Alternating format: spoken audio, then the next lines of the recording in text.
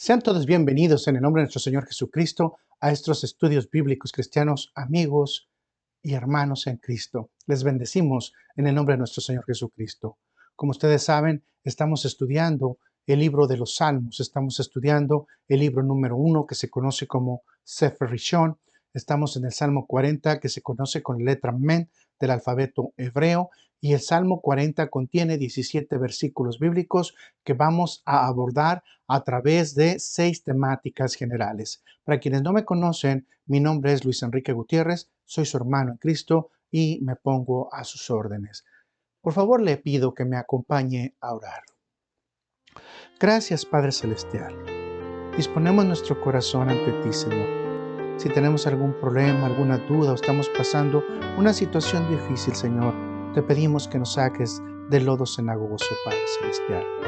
Te pedimos también que nos llenes de esa gracia y alegría, Señor, para poder tener la alabanza y el cántico nuevo para ti, Padre Celestial. Que estemos siempre dispuestos a poder alabar tu nombre.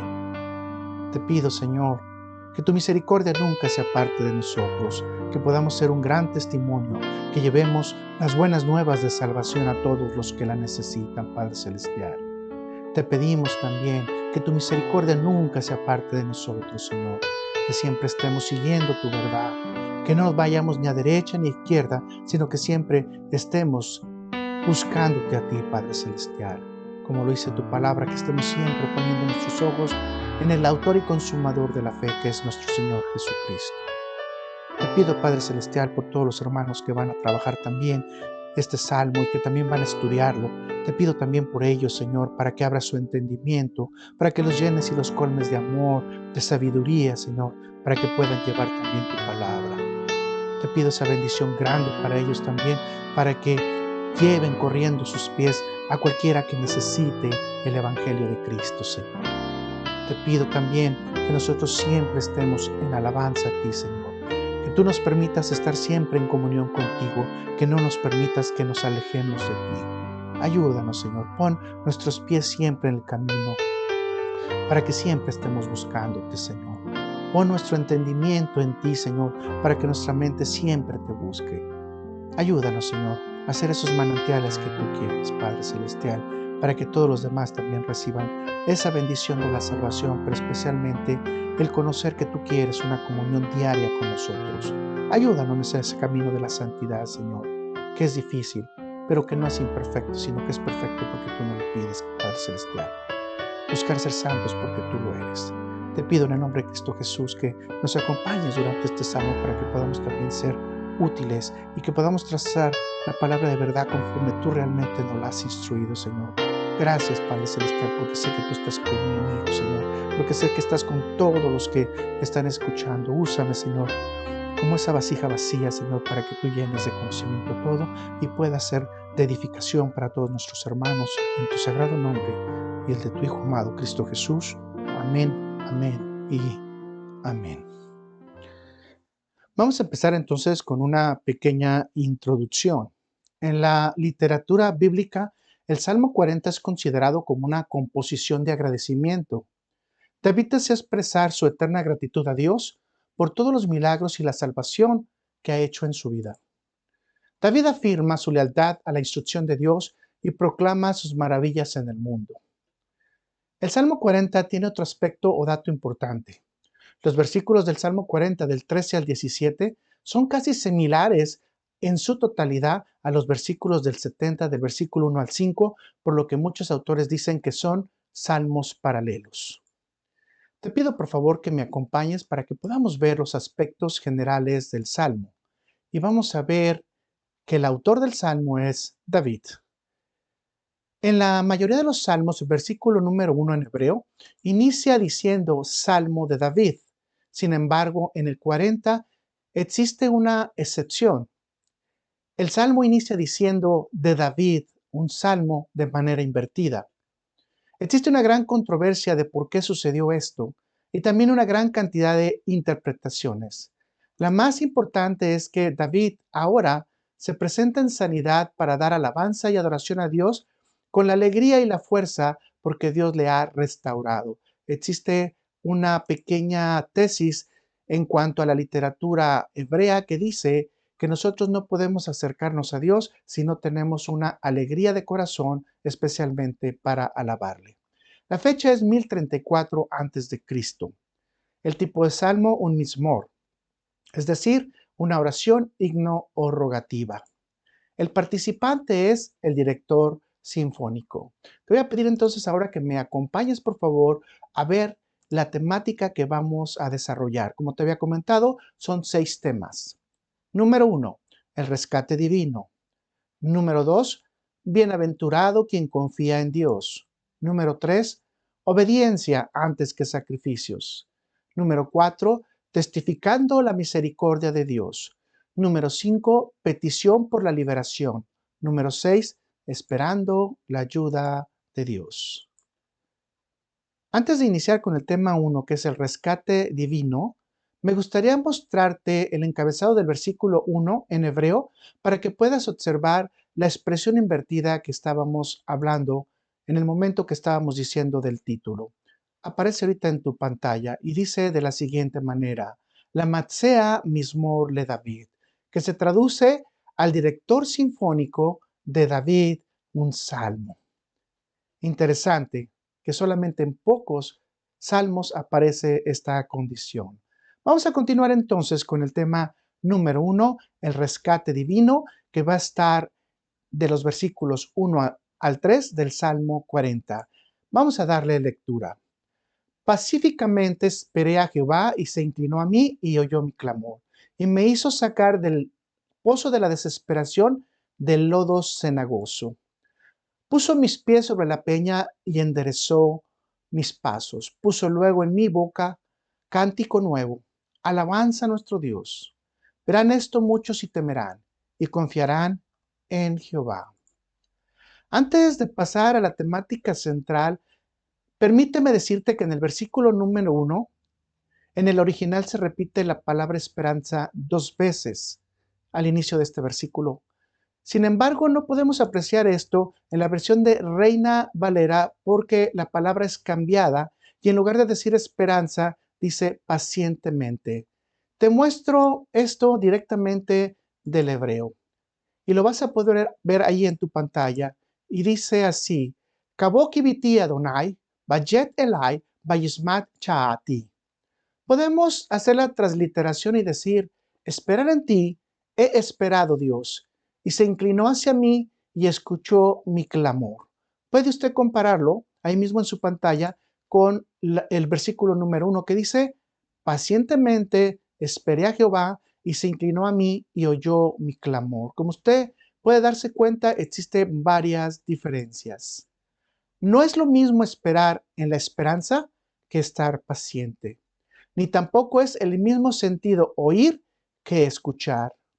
Inmediatamente te puedes dar cuenta que se pierde la fuerza, especialmente la que está tratando de transmitir el salmista de su relación con Dios. ¿En dónde se pierde esta fuerza? En la parte espiritual de la fe, en la confianza del salmista en la respuesta que Dios le va a dar y especialmente en la atención cuidadosa que está poniendo Dios a la petición de su siervo. Esto nos está enseñando que antes de cualquier circunstancia debemos de poner nuestra esperanza en Dios y tener la seguridad por fe que Dios nos va a escuchar atentamente. Después de esta aclaración, continuamos con la explicación del primer tema.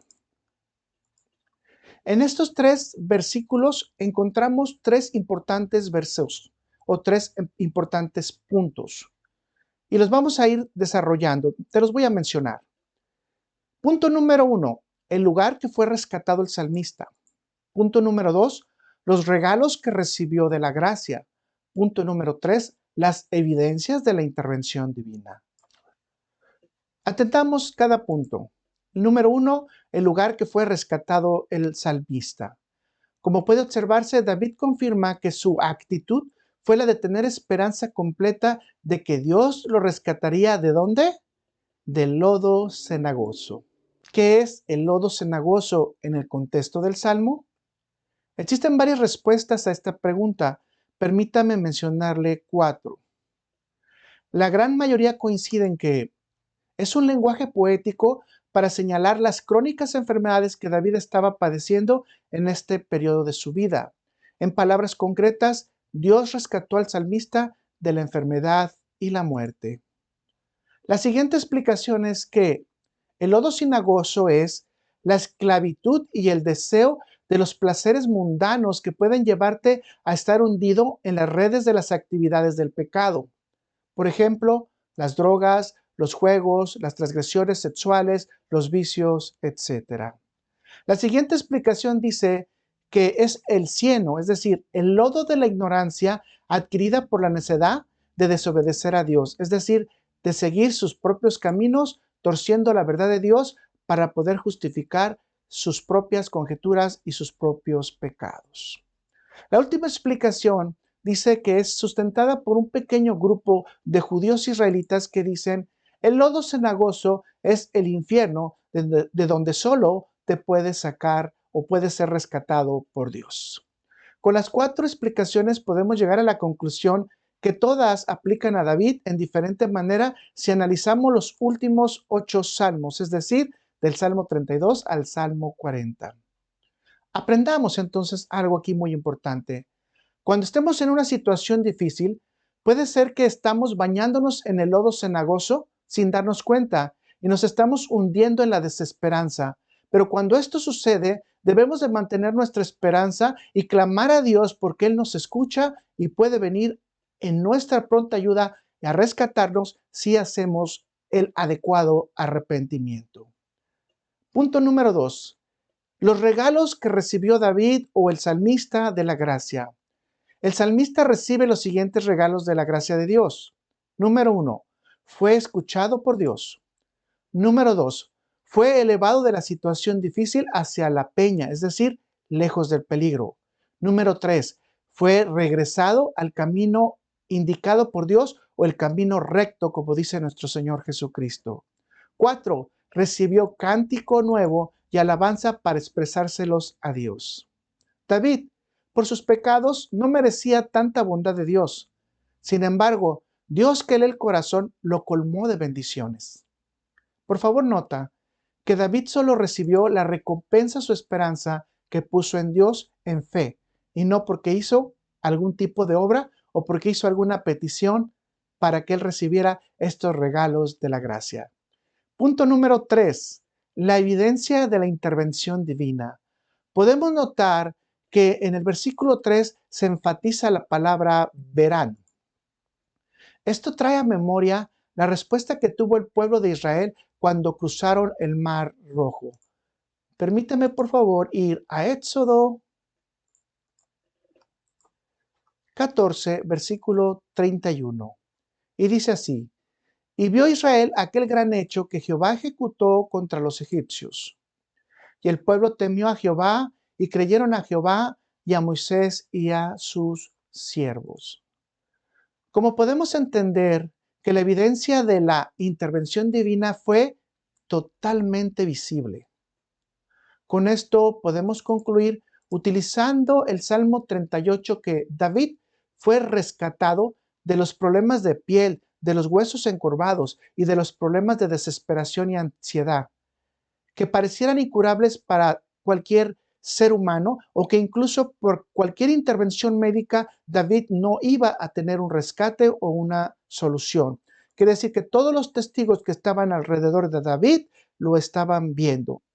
Consecuentemente, la curación de David fue un testimonio visible para todos que estaban alrededor de David, de cómo Dios intervino en la vida de David, restaurándole su salud. Para concluir, puede entenderse que el creyente que tiene una fe viva debe de, 1, clamar, cantar, testificar y esperar en el Señor. Dios siempre está escuchando. Debemos de repetir esto en nuestro corazón en fe. Dios siempre está escuchando. La evidencia estuvo ahí. Cualquiera que vio a David en esta situación, evidentemente podrá confiar en fe que Dios lo restauró de lo que era imposible para el hombre. Vamos al tema número 2. Bienaventurado quien confía en Dios. Salmo 40, versículos del 4 al 5. Bienaventurado el hombre que puso en Jehová su confianza y no mira a los soberbios, ni a los que se desvían tras la mentira. Has aumentado, oh Jehová, Dios mío, tus maravillas y tus pensamientos para con nosotros. No es posible contarlos ante ti. Si yo anunciara y hablara de ellos, no pueden ser enumerados.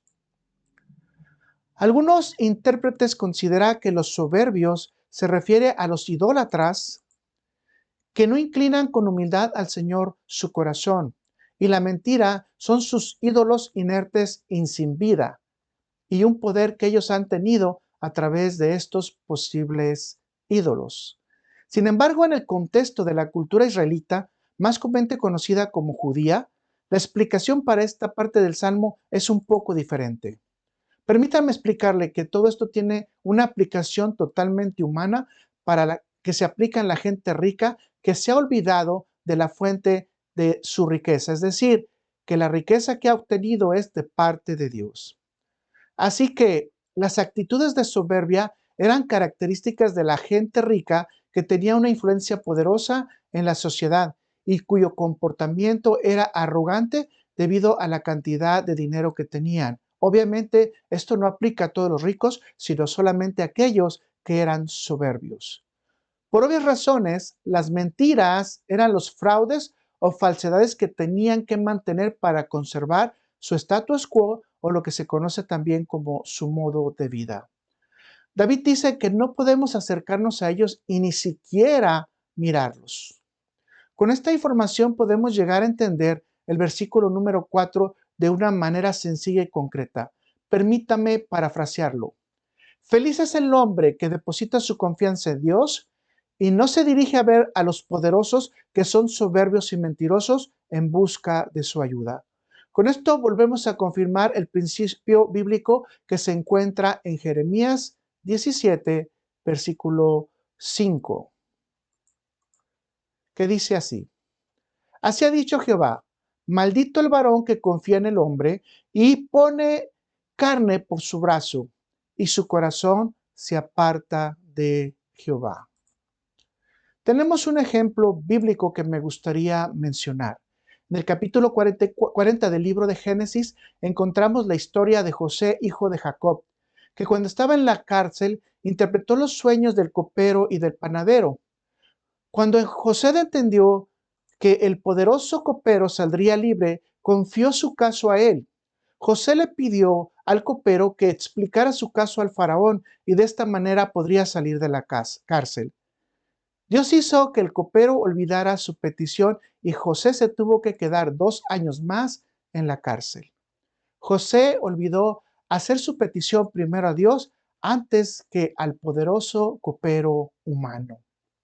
Consecuentemente, el hombre no puede descarriarse depositando su confianza en medios humanos para alcanzar sus soluciones. Siempre debe buscar primeramente a Dios. Avanzando en los versículos del Salmo, el versículo 5 es considerado como el cántico nuevo que le fue dado por gracia a David. Leamos nuevamente el versículo número 5, Salmo 40, versículo 5. Has aumentado, Jehová Dios mío, tus maravillas y tus pensamientos para con nosotros. No es posible contarlos ante ti. Si yo anunciara y hablara de ellos, no pueden ser enumerados. El cántico resume las infinitas bendiciones que Dios quiere dar al creyente que confía en Él como favores de su gracia. Podemos concluir parcialmente que siempre será feliz el hombre que hace de Dios su fuente de confianza y deja en las manos de su Señor su vida para que Él sea quien determine o le administre los medios que necesita para que reciba de Dios sus infinitas bendiciones. ¿Te parece bien? Si pasamos al tema entonces número 3. Y dice obediencia antes que sacrificio, y vamos a leer los versículos 6 y 8. Sacrificio y ofrenda no te agrada, has abierto mis oídos. holocausto y expiación no has demandado. Entonces dije, he aquí, vengo. En el rollo del libro está escrito de mí. El hacer tu voluntad, Dios mío, me ha agradado. Y tu ley está en medio de mi corazón. En estos versículos podemos entender cómo sigue trabajando la gracia de Dios en la vida del salmista en diversos puntos. De entrada, el salmo pareciera contradecir la ley de los sacrificios que tenían que hacer los sacerdotes. Sin embargo, este punto no es así. La fórmula más sencilla del propósito del sacrificio ceremonial para Dios es el siguiente: el arrepentimiento del pecador más el sacrificio y la ofrenda permite una comunión con Dios. Te vuelvo a repetir nuevamente: el arrepentimiento del pecador más el sacrificio y la ofrenda permiten una comunicación con Dios. Dios siempre quiere estar presente o delante de nuestra vida. Vemos esto en la palabra de Dios. Vamos a revisar Éxodo, versículo 18 al 12, en donde está hablando Jetro con Moisés y obviamente se está despidiendo para irse a su tierra. Y dice así: y tomó Jetro, suegro de Moisés, holocaustos y sacrificios para Dios. Y vino Aarón y todos los ancianos de Israel para comer con el suegro de Moisés, y aquí está la clave, delante de Dios. Reflexionemos. Qué bendición que Dios siempre quiere estar con nosotros, enfrente o delante de nosotros. El problema resultante es que no siempre nosotros queremos estar delante de Dios o esperamos que Dios esté presente con nosotros. Repetimos, el Salmo no está negando el mandamiento ceremonial de ofrecer sacrificios. David está explicando que los sacrificios en sí no son suficientes para que Dios esté delante del creyente si el creyente no ha tenido un arrepentimiento genuino y una entrega legítima de su corazón. Obviamente esta parte del Salmo nos vuelve a recordar un principio bíblico. Dios ama la obediencia y un corazón que le busca genuinamente antes que cualquier sacrificio. El creyente debe sacrificar su carne al mundo y ofrendarlo o ofrecerlo para Dios. Acompáñame por favor a Romanos capítulo 12, versículo del 1 al 2. Así que, hermano, os ruego por las misericordias de Dios, que presentéis vuestros cuerpos en sacrificio vivo, santo, agradable a Dios, que es vuestro culto racional. No os conforméis a este siglo, sino transformaos por medio de la renovación de vuestro entendimiento, para que comprobáis cuál sea la buena voluntad de Dios, agradable y perfecta. Podemos concluir este punto de la siguiente manera: un corazón obediente y arrepentido agrada a Dios más que los sacrificios. El siguiente punto que encontramos en este bloque de salmos es el siguiente: has abierto mis oídos. Podemos encontrar dos explicaciones sobre este tópico. La primera explicación es que Dios ha abierto los oídos para que reciba la fe y espiritualmente pueda David entender los medios y los caminos espirituales. Jesucristo dice en Mateo 13, versículo 16, pero bienaventurados vuestros ojos porque ven y vuestros oídos porque oyen. David ahora puede entender el mensaje de la gracia a través de la verdadera fe y tener comprensión de las peticiones divinas. Es decir, el salmista ahora no solo tiene el entendimiento del mundo humano, sino que le es permitido entender el mundo espiritual porque sus oídos han sido abiertos a la fe y obviamente a la palabra y la instrucción de Dios. La segunda explicación dice que sus oídos han sido horadados. Esto representa que el salmista se somete como esclavo a su amo por amor. Esto también es un símbolo de la obediencia y la consagración a Dios. Pasemos a revisar un punto más dentro de este bloque de versículos. Y esto lo vamos a encontrar en el versículo número 7 del Salmo 40. Entonces dije, he aquí vengo, el rollo del libro está escrito de mí. Algunos autores confirman que este punto es el aspecto profético del Salmo por el cual David tenía que tener abiertos sus oídos espirituales. El que viene o el que ha de venir, obviamente sería una explicación mesiánica que estaba profetizando la venida de Cristo. Otros dicen que solamente estaba mostrando una postura de sumisión hacia Dios Todopoderoso. La siguiente parte del versículo es controversial, especialmente en la frase que dice, está escrito acerca de mí. Según algunos eruditos dicen que esto se refiere a las leyes del rey que están establecidas en Deuteronomio capítulo 17, versículos del 14 al 20, y esto aplicaría directamente a David. Sin embargo, existe una controversia y dicen que esto está citado también en el Nuevo Testamento para referirse directamente a Cristo. Y esto obviamente sería una profecía mesiánica que estaba recibiendo David a través de haber sido abiertos sus oídos espirituales. Como sabemos, este bloque de versículos entonces está citado en Hebreos 10, capítulos 5 y 7, perdón, Hebreos 10, versículos 5 y 7, pero es aplicado a Jesucristo. Leámoslo, por favor. Hebreos 10, versículos 5 al 7.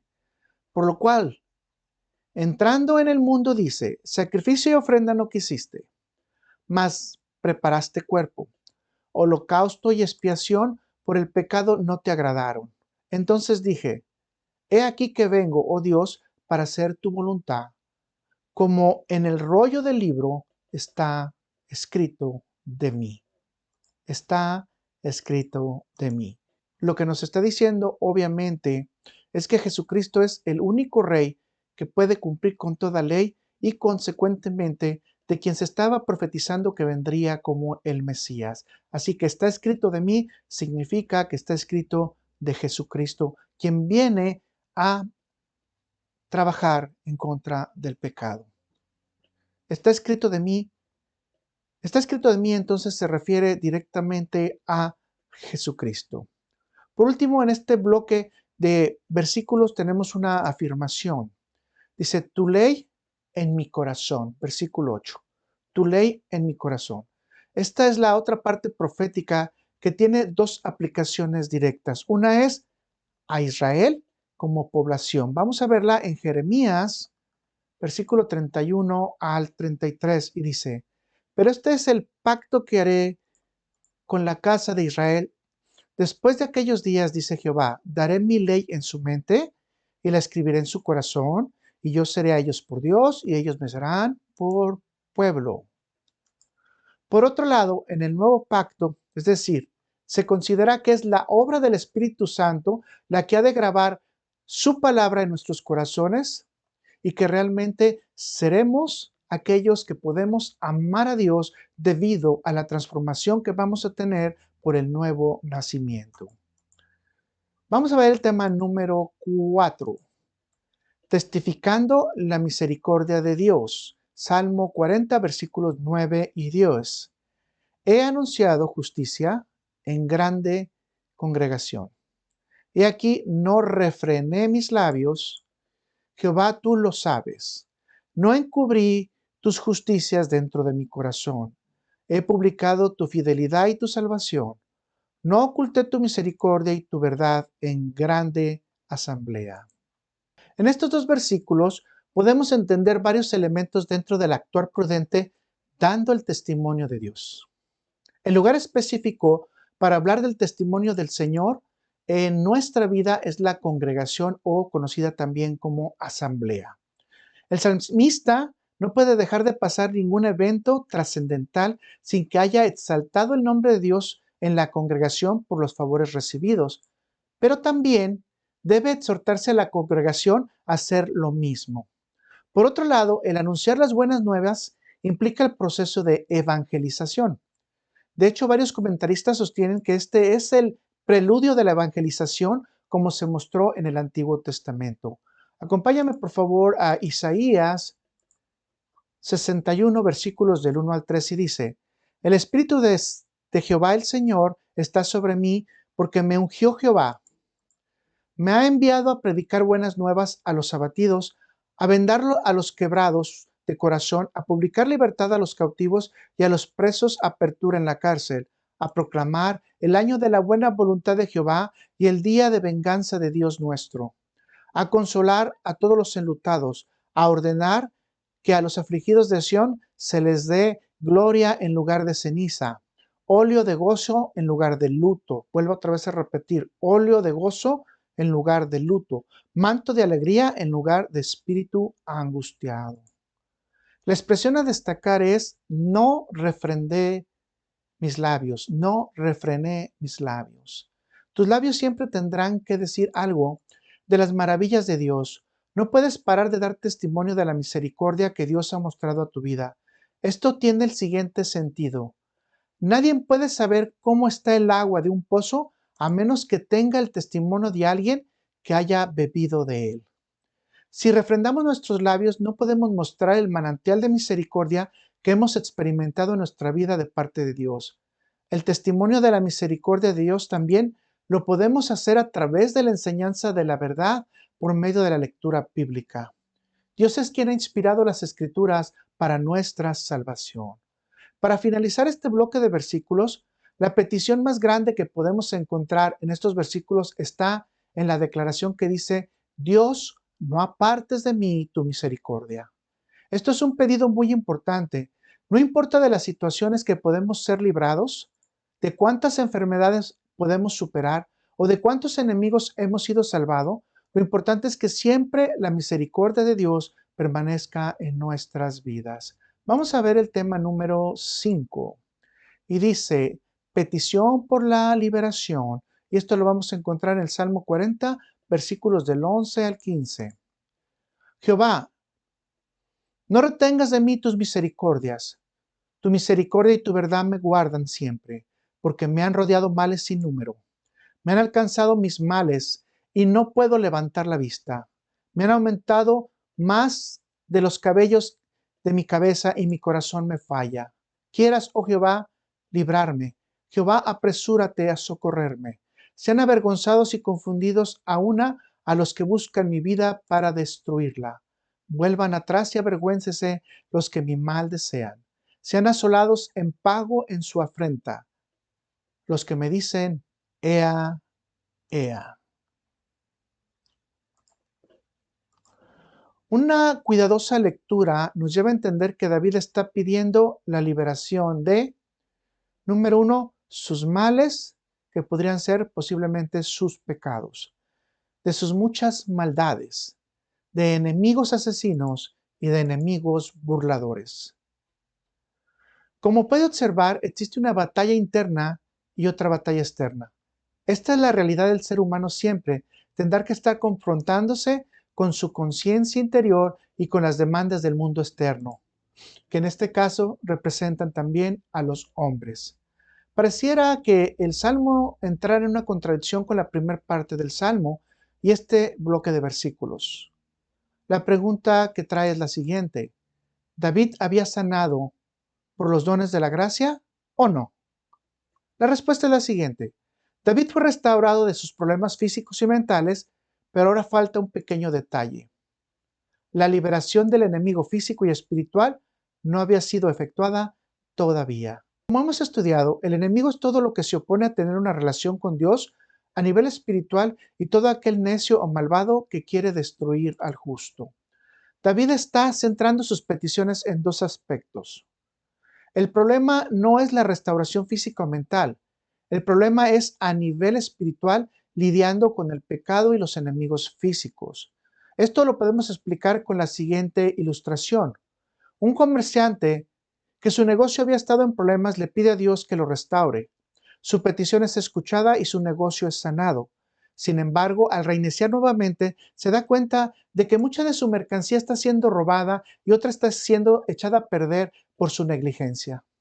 Su balance de estar en positivo nuevamente se empieza a poner en negativo. Así que el negociante pide a Dios de su misericordia y sabiduría para que sea librado de los que le rodean y de sus malas decisiones, pero que no sean encarcelados, no simplemente que sean retirados de su vida. Esta es la ilustración. No importa lo que nosotros hagamos, lo importante es que se retiran de aquellas cosas o nos podamos retirar de aquellas cosas que nos obstruyen de estar en comunión con Dios. Como se puede observar, la petición para los enemigos, humanos o físicos, en el versículo 14 es que sean avergonzados. Debemos de prestar atención que está expresando un lenguaje de la fe y la esperanza de que los enemigos pueden restaurar su vida más que el deseo de que sean destruidos, desechados o castigados en el fuego eterno. Esto lo hemos explicado en algunos salmos pasados. Leamos una escritura en relación a este punto. Vamos por favor a Isaías 41 versículos 11 y 12. He aquí, todos los que se enojan contra ti serán avergonzados y confundidos, serán como nada y perecerán los que contienden contigo. Buscarán a los que tienen contienda contigo y no los hallarás. Serán como nada y como cosa que no es, aquellos que te hacen la guerra. Podemos concluir que, aunque algunos de los problemas del salmista puedan ser resueltos de su propia iniquidad, esto no da el derecho a los enemigos para que se aprovechen de sus fallas. Dios puede humillarle a él, pero los enemigos no tienen el derecho de hacerlo. Los que se aprovechan de las fallas y debilidades del creyente pueden ser enemigos físicos, pero es claro que también los enemigos espirituales y los poderes malignos se aprovechan de las debilidades del creyente para causarle problemas, pero gracias que tenemos un Dios todopoderoso que nos ayuda. Por eso es tan importante la petición. Líbranos de nuestros enemigos carnales, espirituales y del pecado. Vamos a ver ahora el tema número 6, esperando la ayuda de Dios. Salmo 40, versículos del 16 al 17, y dice, gócese y alégrese en ti todos los que te buscan, y digan siempre los que aman tu salvación, Jehová se ha enaltecido. Aunque afligido yo y necesitado, Jehová pensará en mí. Mi ayuda y mi libertador eres tú. Dios mío, no te tardes. Regresamos a la explicación del principio. Sin gozo y alegría es difícil entrar en la presencia de Dios. En Isaías podemos encontrar un lindo resumen de las razones por las cuales estamos contentos amando la salvación. Acompáñame por favor a Isaías capítulo 65 versículos del 13 al 14 y dice así, por tanto, así dijo Jehová el Señor, he aquí que mis siervos comerán y vosotros tendréis hambre, he aquí que mis siervos beberán y vosotros tendréis sed. He aquí que mis siervos se alegrarán y vosotros seréis avergonzados. He aquí que mis siervos cantarán por júbilo de corazón y vosotros clamaráis por el dolor del corazón y por el quebrantamiento de espíritu aullaréis. Palabras bastante fuertes. Todos los creyentes siempre deben de estar alegres por tener el privilegio de la salvación que Dios ha mandado a través de su plan de redención por medio de la fe a través de nuestro Señor Jesucristo. Confirma nuevamente David que el plan de Dios es más grande que sus necesidades personales. Su primer interés es que Jehová sea engrandecido. Invita nuevamente a alabar a Dios y confirma que su esperanza está puesta en Él. David espera en la salvación final que vendrá cuando una vez que sean sometidos todos sus enemigos. Vamos entonces, por favor, a acompañarme a las preguntas. Pregunta número 1. ¿Qué es literalmente el lodo cenagoso y cuál explicación tiene más sentido para ti en el contexto del Salmo? Número 2. ¿Qué diferencia existe entre esperar y tener paciencia y entre que Dios te escuche o te oiga? 3. ¿Qué regalos de la gracia encuentras a través de la Biblia? 4. ¿David pidió o trabajó para recibir algún regalo de la gracia o de la misericordia de Dios? 5. ¿Qué diferencia puede haber entre la alabanza a Dios de un creyente nacido de nuevo y un creyente que solo conoce a Dios? 6. ¿Qué evidencias bíblicas puedes citar del testimonio de la intervención divina en donde cualquier ser humano fue testigo? 7. ¿Cuál es tu opinión personal en relación a los sacrificios de animales para la ceremonia divina? 8. ¿Cómo explicarías la diferencia entre misericordia y justicia de Dios? 9. ¿Es importante dar testimonio de la obra de Dios en nuestras vidas? 10. ¿Por qué es importante estar alegre para alabar a Dios? Te agradecemos nuevamente que hayas estado con nosotros en el transcurso de de esta explicación de este salmo. Gracias por tu paciencia. Esperamos que haya sido de edificación. Pedimos a Dios que te mantenga ese corazón alegre, que te llene de toda su gracia, de su misericordia. Que Dios te bendiga.